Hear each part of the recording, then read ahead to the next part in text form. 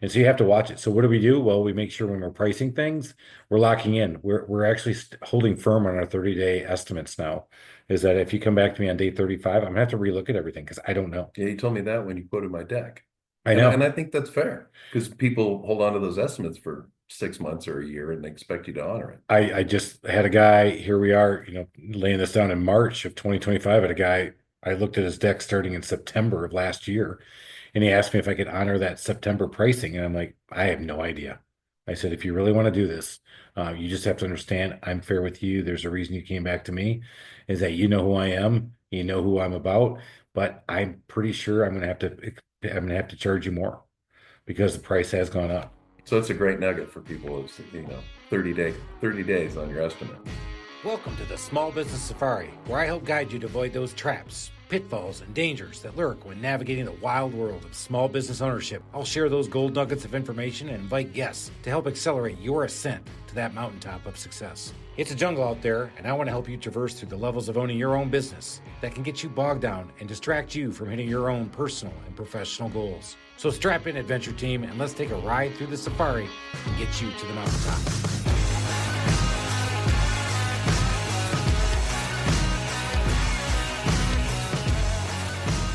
Man, I love that music, and we have got to rock this. We're going to do this a little bit different. Alan and I are going to be in studio together by ourselves, and What's talk. that so sad about? I mean, we have a Oh, good time. we do always, of course. Well, cheers. We'll drink to Cheers. that. Yeah, we So are. we're Cheers. going to talk. We're going to talk what this tariff thing and what the 2025 economy thing looks like, and what's going on in my biz. Um, so as we do that, I'm going to give you kind of my thoughts on this, and I've been on a couple of other really cool podcasts talking about what other people are thinking, and we're listening to what's going on in the world and stuff. But um, so let's rock into it. Alan says he's got a lot of questions. I started talking. He goes, "Can you just save that for the podcast?" I'm like, "Oh, all right, don't leave it in the room. Let's get it going. Come on, everybody. Let's go figure out what in the hell is going to happen to us in 2025." We don't have the answers, No. but we So can drink our way through it. But this hit conversation started go. because, okay, you claim to be a Southerner now, right? You've got the bad accent and everything. Hell yeah, I got that bad accent Tell down our here in the tell South. tell our listeners outside of the South what is on a breakfast sandwich. What do we put on a breakfast sandwich in the South? Yeah, just you go to some dump and you get a breakfast sandwich. What's on it? Well, you got to have a biscuit. You got to have cheese. You got to have a biscuit. You got to have some cheese. It's You got to have American it. cheese, by the way. It's always American cheese. And you know what? The processed American cheese is still the best. Um, and Freaking plastic. But oh, that's exactly what we do. You got to have an egg, mhm. biscuit, egg, cheese. They start there, but you got to have bacon. Got to have some grease, man. You got to have some protein, as we like to say. All right. So how much should that breakfast sandwich cost? Oh, me. I mean, Well, what number comes to your mind immediately? 3.5. Yeah. So I'm up to five. I was talking to my business partner Chad this morning, and he went to breakfast with somebody, 12.50. Oh no, no. He wasn't even in like a Ritz-Carlton restaurant or something. 12.50 for a breakfast sandwich. Well, I used to joke back before the inflation really started picking up, is that you go to the Ritz-Carlton, that's a great $20 hamburger. But what is makes that $20 hamburger? This is all before the big boom of all those things. A $20 hamburger now, I found out the Ritz-Carlton hamburger is 32 to 37. Yeah. I mean, right now, if I have lunch, including tip, under $20, I'm like, ooh, I did a good job. And so we've just gone through, I won't say an unprecedented inflationary time because you and I are old enough to have gone through a previous one. But for Right. most people listening, they haven't seen this kind of inflation. And now there's the inflation rate is back down to almost a normal level, but the prices didn't go back to where they originally were. And it's kind of that Overton window thing. And do you know about that? No, what's the Overton window? Woo, So we're about to learn, everybody. yeah, the Overton window is used mostly for politics. It's kind of like what is an acceptable topic of conversation. And you think about what is normal discourse in politics today, we may not have talked about 20 years ago because it would have been crazy. And now it's normal. And you can kind of apply that to gas prices or anything else. So, gas prices for the longest time around here were $2 a gallon. And if it went up to 250, you were horrified. But then when it went up to $4, everybody was freaking out. and then it dropped to 3 and you were happy. Right. So it's kind of the new normal. We talk about it as the new normal. So Right. I'm thinking about that when it comes to your business, my business. I'm in commercial real estate, but you have something that's immediately impacted by the cost of materials, the cost of labor. How, I mean, and we've had a number of people on the show recently who just say, well, just raise your rates. You should just raise your rates. Yeah, and it's not that easy just to raise your rates, raise your rates. So let's talk about this inflation and what has happened. My guys, when I first started back in 2008, if they could make 18 bucks an hour, they were happy, and a helper could make 12 bucks an hour, they'd be happy. Those are the facts. I was in industry average. It was close to everything. Now my guys expect 30 an hour. Um, and my helpers expect 20 an hour with no tools and no transportation. So it's definitely gone up, labor costs. And you know what? I don't begrudge them. When you think about this, guys, they have to go buy food and all the food prices have gone up. We just joked about the biscuit prices. And then, you Waffle know, House, 50 cent an egg surcharge. I mean, my so God, the sky is falling. right. So eggs, yeah. Well, that's a great example of what happened. So what's happened? Well, they had to kill 10 million chickens, and so the eggs have gone scarce. And with scarcity, it's a pure example of supply and demand. When you have 10 million less chickens, that's a lot of less eggs. And now everybody wants eggs, or the normal amount of people want eggs. And now they're being told you can't get them. You know, And if I'm you, seeing people hoard eggs at the freaking grocery I store. I'm like, well, suck on those eggs. I mean, I saw the same thing and I laughed because I went to Costco just to get, and I was there. I said, "Oh, I'm gonna get some eggs." They're gone. I'm like, "Oh my God, this is becoming the toilet paper of COVID." please toilet It's paper you can keep in your attic. Yeah. but it's again, so the consumer mentality. Uh, Clearly we're Idiots, lemmings. lemmings. We're totally lemmings. Yeah. But I guilty when it went up to $3 a gallon. I told my brother up in Michigan. I said, "Well, I don't know if we're going to come home for Christmas this year because gas is so much."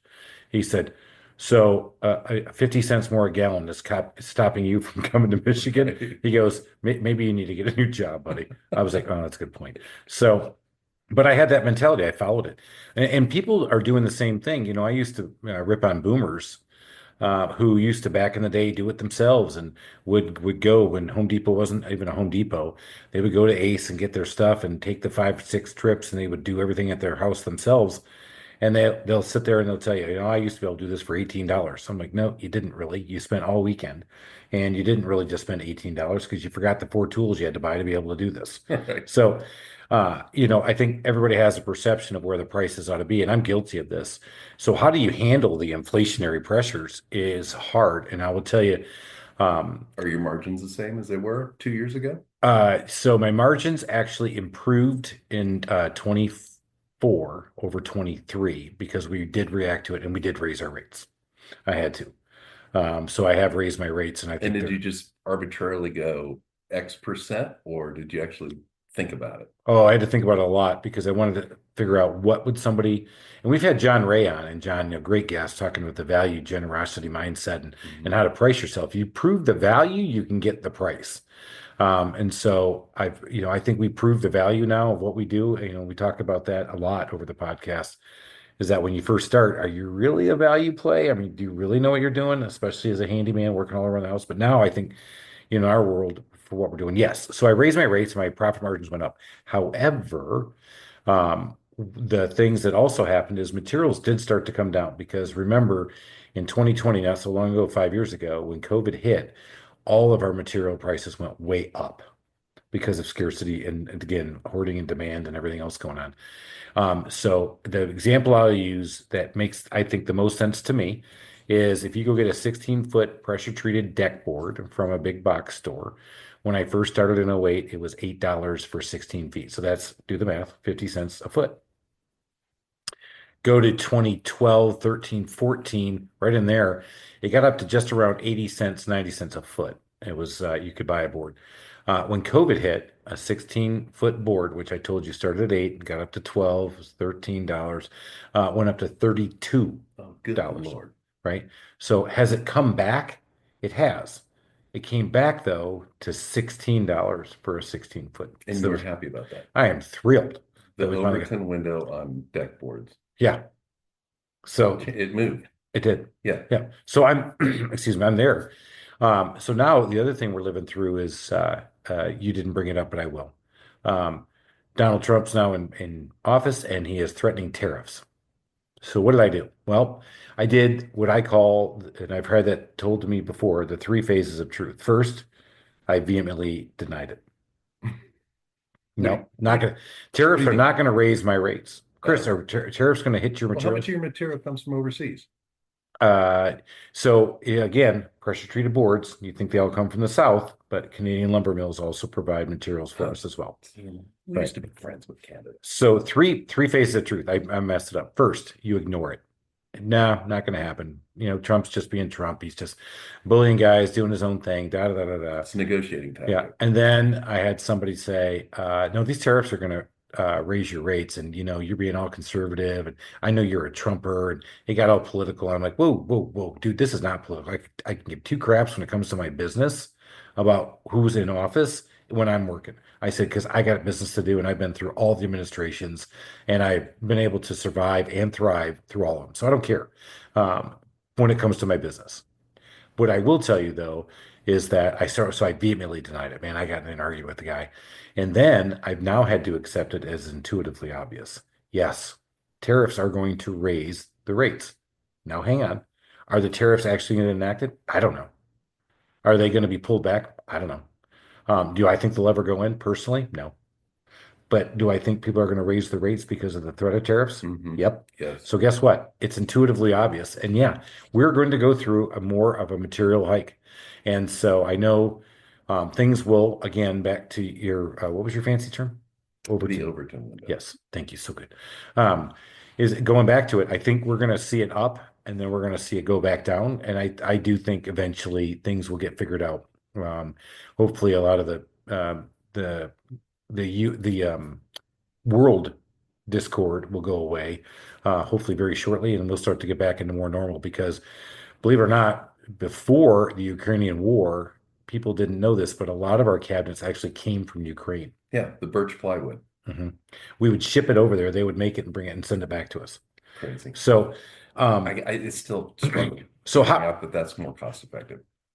Yeah, well, But your labor rates are never coming down unless we go my into a labor major rates, recession. well, my labor rates will not be coming down, even if I went into a major recession. I don't know if guys will be willing to work for 12 and $18 an hour anymore. I mean, that would be Well, again, you can't make that assumption. So that's baked in. yep. And then with the Overton window change, your cost of goods, so what can you do? You can cut costs, but nobody ever cuts their way to success. You can raise your rates, or you can scale up and just try to get some efficiency. So for me, it's the scale up in efficiency and figuring out how to raise rates mildly. Another great example, the rent that I pay for my commercial lease, and I know you're in it, you're in that world. I'm in a 5,000 square foot light industrial space. Well, I signed up in 2019. Well, in 2024, my lease came due. I am now paying exactly 50% more than I used to pay. Mm-hmm. And you're like, of course you are, Chris, because you guys all raised your damn rates. Alan. Well, no, and that goes back to the interest rates too. So the people that own that building, their loan matures, and the bank goes, "Hey, whatever interest rate you had, we have to test it against what the new rates are." And if it doesn't, it could be that they call the loan. It could be that they have enough coverage to where they go ahead and extend the loan, or you have to come up with some cash. And so what is happening, we've seen a lot of turnover in buildings, or we've just seen, hey, your rates are going up 50% for your lease rates. That's across the board. Yeah, and so it's happened. I'm not the only one, and Alan just explained why it happened, but here it is. I now have, so Chris, reduce your costs. Well, my cost just went up. You just heard my rent. Mm-hmm. And you're like, I actually actively looked to move and reduce my size and my footprint, and I couldn't find anything because the cost of moving would have offset the cost of the increase. Right. And I couldn't find low enough on the low enough square foot price. So that's again back to Well, the cutting costs. I mean, there's lots of ways you can do it. None of them are pleasant. There's head count, there's squeezing your vendors, there's finding new vendors. I mean, there's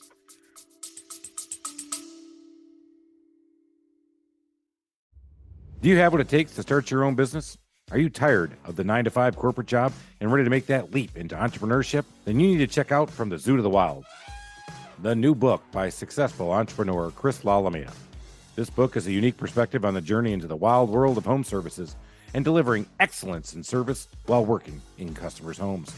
Lalamia shares his path to success in this industry, including proven customer relationship strategies, award-winning customer experience processes, and a unique approach to training a team of service technicians to perform at the highest levels. Whether you're a small business trying to scale or a franchise operation, From the Zoo to the Wild will give you the mindset, habits, leadership style, and customer-oriented processes to succeed as a small business owner in the home services space. So if you're ready to take control of your future, get your copy of From the Zoo to the Wild today, available on Amazon.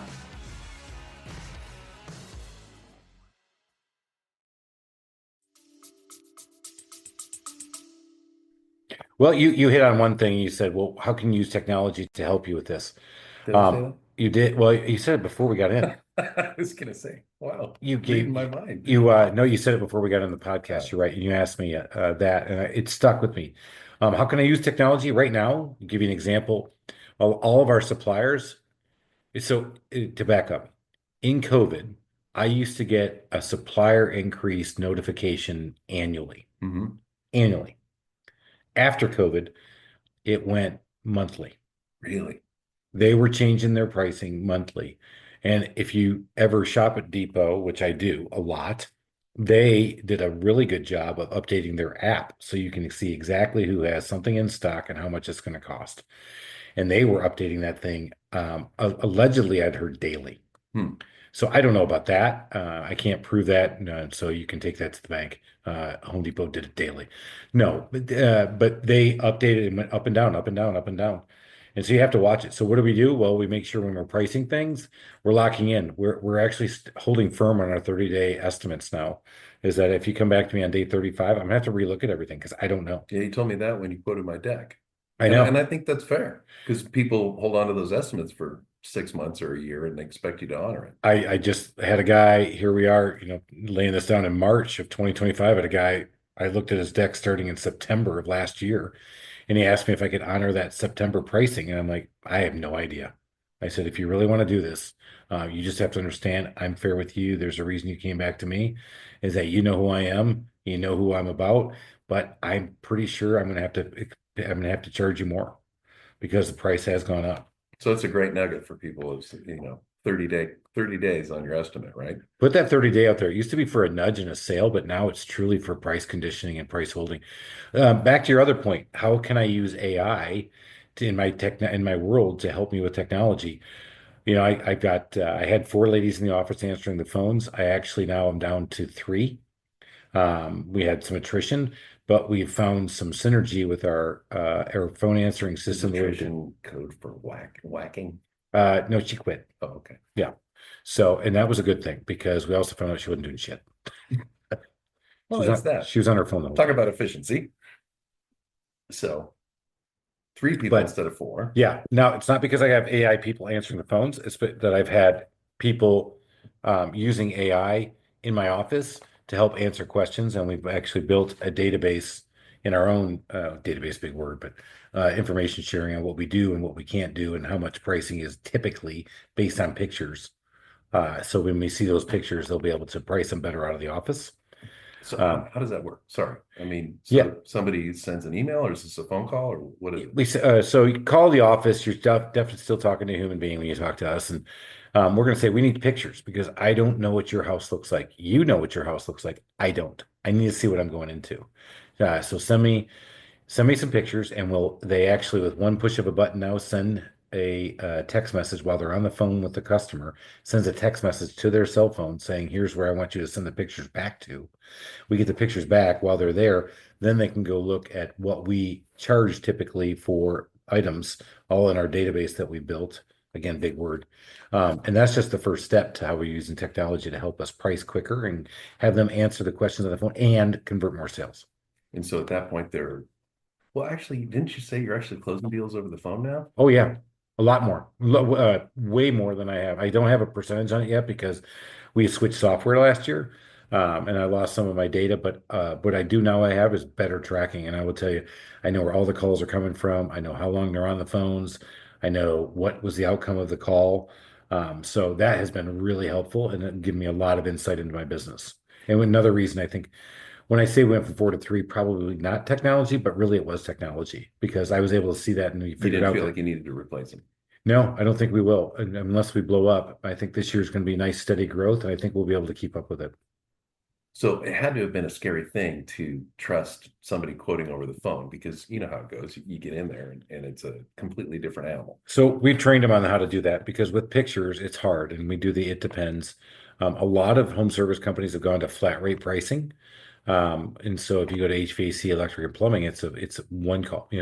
Hey, I need to get my 40-gallon hot water heater replaced, and they don't say hot water, it says water heater, but they all have a flat rate for it. First story, don't have to go up a second story. It doesn't need an expansion tank. It's going to be this much. And here in Atlanta, the big plumbing companies are all about the same price, And give so or take 50 bucks. they know that they've added a little bit of fat to kind of cover the They cover the hiccups with incidentals. that. Yeah. That's correct. Right. So we've been more and more likely to do that. But and plus, in the home services world, I was on a podcast and I talked about this more and more and more. People don't want to mess with this. There is a reason Home Depot and Lowe's stock did suffer a little bit last year because the DIY market is starting to shrink again because they're like, do I really want to go out and buy those 4 tools and spend all weekend doing this, or do I want to spend time with my 5 and 7 year olds? And that's what people are seeing, and that's true. So people, peace of mind, know who they got. They got a great company on the hook, and they're doing the work for them. Are willing to spend that money. So that's been awesome as well. Now, did you have to work with your sales team to get comfortable? I mean, I'm assuming you made some pretty significant price hikes. I have. When I first started, I went back and looked at this. And I mean, So in any industry, it's funny. It's really hard for your employees, harder for your employees to accept the rate hikes than the customers because the customers don't know different much. I've had a lot of handymen come and go when we first did this. Our culture's pretty strong now. They'll know within a month whether or not this is a good place for them to work now, Mhm. which is why my average tenure is up to 7 years. We just celebrated anniversaries this morning. 13, 12, 11, 9, and 7. That's fantastic. Yeah, that's been great. But in the beginning, when we started raising rates, I'll give you an example. We have had the half day and full day rates, half day and full day handyman going now for 13 of my 16 years pretty consistently. When I first started, my half day rate was 320, my full day rate was 640. So, Right. it's easy, right? So got it. Even for me. Right. And so then I moved them up to 400 and 700. And I had guys going, no, I can't charge that. I can't do that. I'm gouging people. We're not gouging people. We're doing a great service for them. Today, our rates are 890 for a full day and 490 for a half day or 470. Yeah, 490 for a half day, 890 for a full day. Why? Because we can knock out so many different things that people ask for. I have to pay more for my guys to do the job, but we continually train and again, back to John Ray, provide the value that people love. And people now are thrilled when we walk out of there and they're just absolutely just tickled silly in writing us a $1,200 check because this guy knocked it out. And then they actually provide him a review. I've gotten more reviews per day in the last 6 months than I've gotten since I started. But the sticker shock hit your employees more than it hit the customer. 100%. I tell my guys, don't write the check. Let the customer write the check. You have no idea where they're coming from. And it's not that they're all full of money. Where they're coming from is, I would rather just pay you to make this go away. Please just make it go away so I don't ever have to look at it again. Well, and I think with anything, there's sort of that number in your head, like I asked you about the breakfast sandwich. What do you think it should be? And then all of a sudden you get this number that's a lot higher. Now, not 1250, but if you said 350, but if you saw $6, you would have just kind of gone, huh, I guess that's what it is now. Yeah, I would have paid 6. Would I pay 12.50? I'm like, no, because I'm thinking to myself, I can go next door to somewhere and I can get a full meal, which you can't. No, But I know. but that's what you still think. I still think that because one of the biggest enemies of my company is me and my mentality when I'm pricing things. I'm like, it can't be that much. Oh yeah, tile guys are charging you that much. I'm like, well, that's crap. But How quickly are you aware of whether or not your margins are still good or not? monthly, monthly. So 30 days in arrears. 30 basically? days, but I'm always looking backwards, never forwards. And after 30 days, I know something has happened, but usually that means 90 days of this has been happening. Mm. I still say this for calls coming in, I use 3 weeks. If I have 3 weeks where my calls have declined, I have a trend. If 3 weeks where my calls are going up, I know we're coming back into spring and things are rocking. Or if they're not coming up like I thought, I'm like, uh-oh, what's going on? So that's one. For my pricing, it takes about 3 months. So I say monthly, we look at it, but it takes me 3 months to make a reaction to it because it's hard to react in all the different things we do. Yeah, you got a lot of parts. Yeah. So I just got done telling guy locally, he's got 250 trucks on the road. He's just, got people everywhere. I said, I wish I just did heating and air. I really do. Yeah, we established that on a previous podcast. Yes, What because were you thinking? he knows exactly where his prices are going, and they're coming from one or two vendors. So that's it. I know we're going to wrap this up. You guys have listened to a little bit of what to do. So what are what are your takeaways? You still listen to this thing? Yeah, the inflation is here. The tariffs are going to impact you, whether they ever happen or not. They're going to impact you. Don't get political. I don't give a shit about that. You need to be able to react to it because somebody's going to raise rates on you and you're not going to see it. Get in tune with somebody who's supplying you parts because they're going to raise a rate. And sometimes they're really good at telling you, and sometimes they're kind of afraid to tell you, Hmm. right? And to Alan's point, do you want to raise your rates? Yeah, you might want to look at it, find a way, but you also got to find a way to work a little bit more lean and mean and use technologies to your advantage, however you can in your business. All right. Man, we got to keep going. We're going to rock and roll. Man, I can't wait to talk to you guys all next week because we got some great episodes coming up. We've got some dynamite guests, and we're going to go make this thing happen. Keep going up that mountain because you know what? Going up, sometimes you got to go down to go up when you go scale a mountain. Sometimes it feels like it sucks. And you know what? If you guys listened to a couple weeks or episodes ago, I was in a funk. But I'm back out of it, man. We're ready to rock and roll. So let's go make it happen. 2025, look out. We're about to kick your ass. Cheers, everybody.